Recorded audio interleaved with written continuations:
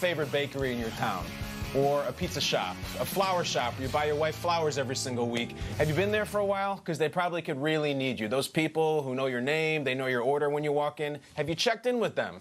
Please do. The four of us here on the show and everybody at the NFL is very, very adamant about supporting local businesses. Whether you're in a little town or a big city, they need you. They need all of us. So do things like go get curbside pickup and take sandwiches out, take them home. Buy gift cards that can be used when the quarantine is lifted. Those companies, those pizza shops, they are the fabric of this great nation of ours, and they are really hurting. So please, for more information on how you can do that, go to verizon.com/pay it forward. Very important stuff. Let's talk Jets. The Jets haven't made the playoffs, guys, since 2010. Is that true? 2010? Their first-round pick, though, has some rather high, lofty goals for his rookie year. Let's go to our very own Kim Jones, who we hope is well, and we are sending love to, as always. As general manager Joe Douglas completely revamps the Jets' offensive line, the most intriguing addition is Mekhi Becton, drafted 11th overall. On a Zoom call Monday, Becton said yes, he's been in touch with both Sam Darnold and Le'Veon Bell. Yes, he's studying the playbook. And when asked his goals as a rookie, he kept it short and sweet, saying to start and make the playoffs. Becton is incredibly important to the Jets. It's hard to believe they can take the steps forward necessary without him being very good almost instantly. Maybe it's a good thing on Twitter Becton calls himself Big Ticket. There are some big expectations. And not just for him, for Darnold, C.J. Mosley, Le'Veon Bell, a lot of big expectations. So let's play some coulda, woulda, shoulda now. Shrakes, let's start with you, and let's start with Mekhi Becton's goals for his rookie year. Would you consider the 2020 Jets playoff caliber? I loved Mekhi Becton's Zoom session. I tuned into this. This guy lights up the Zoom, not the room, the Zoom. He was tremendous, filled up the entire box, as you can imagine, and then filled up the headlines. To say that they're going to go to the playoffs and he wants to start as a rookie is bold because the Jets are not expected to be a playoff team. This schedule is brutal this year. I would say if I was to put the Jets in the playoffs right now, it would be a very ambitious pick. I think they're still 1 year away from being able to contend in the AFC, but I would say I love Mekhi Becton's confidence here. This kid is going to be a star. Hey, just loving your schedule, Peter. In addition to being a professional and a father, you're dropping in the Mekhi Becton Zoom session. It's incredible. Football is life. I would love to say the Jets are a playoff team, guys, but no, they haven't shown anything yet. And this is the time of year where every team is a snake in the grass. Every team is, don't sleep on them. It seems right now the landscape of the NFL is there's 31 playoff teams, and, well, the Jaguars might have some problems. No, until I see more from the Jets in what is now a very, very good, vast, deep AFC, I got to see something on the field before I start giving them the playoff team. Not everybody can be a snake in the grass, Nate.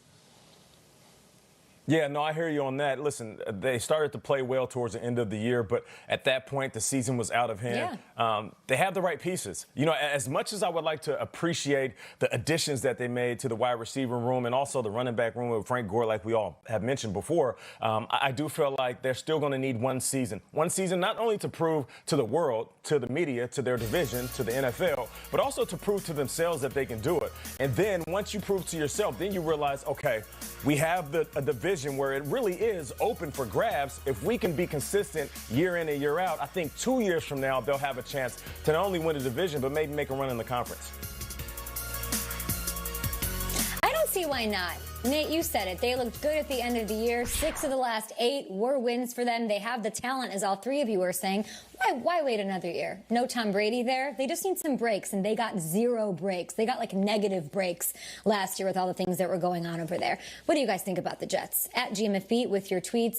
And did everyone out there see what happened between Michael Thomas and Devontae Parker yesterday on social media? I mean, this was crazy, you guys. They had a bit of a beef situation. There was a poll question that was posted, and there was a quick crying and a few laugh emojis between the two. Thomas dropped the hammer by telling Parker this, quote, "You can't even get a seat at the table."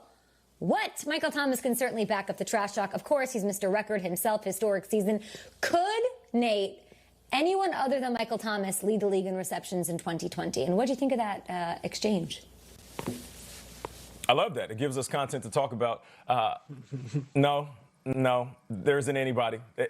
149 catches? I mean, let's just be realistic here. You know, I'm the guy that gets ready for the show, and I'm trying to give the opposing thought. I want people to watch the show, and Nate was crazy, but he also made a point.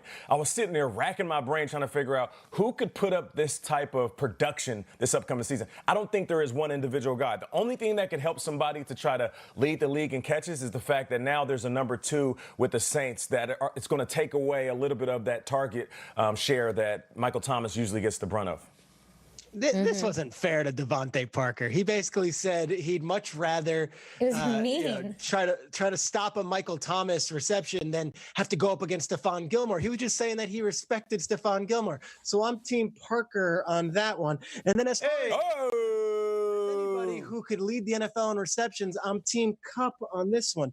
I think Cooper Kupp is Cooper Kupp's healthy. He's coming back. Sean McVay's been drafting it up, and now there's no more Brandon Cook to take away his catches. So I think Cooper Kupp, who was off to an outstanding start last year before the injury in the Saints game, if he's fully healthy, can potentially go and challenge Michael Thomas, who is a fantastic NFL receiver and tweeter as well.